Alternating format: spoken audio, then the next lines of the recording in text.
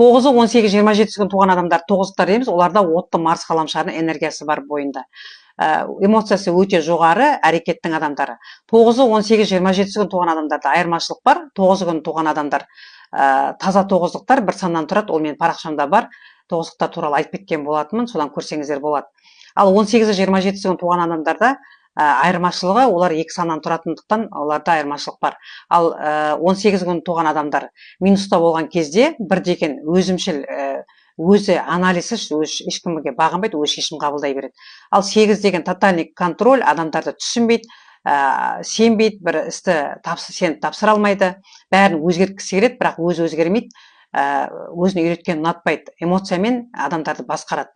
Ал плюсте болған кезде бір деген керісінше стратег, анализбен шешім қабылдайды, өзі ешкімге мұқтаж емес, дұрыс шешім қабылдай алады. Ал 8 деген плюсте болған кезде реалист, жақсы ойлау қабілеті, жақсы жұмыс жасайды, даналықпен шешім қабылдап, басқа адамдарды үйретіп, істеген ісін нәтижеге алып кеп, жетістікке жетеді. Ал 27 күн туған адамдар минуста болған кезде 2 деген күмән, түсінбегеннен кейін қазбалайды, шешім қабылдай алмайды. Ал 7 минуста болған кезде өзін мойындатқысы келеді, рахмет күтеді әр уақытта, және хаос, дағдарыс жасайды айналасына, өзінің айтқаны болу керек, иллюзияда өмір сүреді.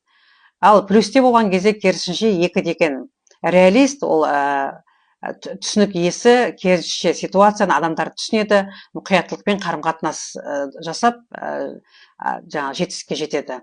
Ал 7 деген плюсте болған кезде ол энергиясын басына көтерген кезде түйсігі 100% жұмыс жасайды, идея келген кезде идеяны тез жүзеге асырып, гениальный болып жетістікке жетеді.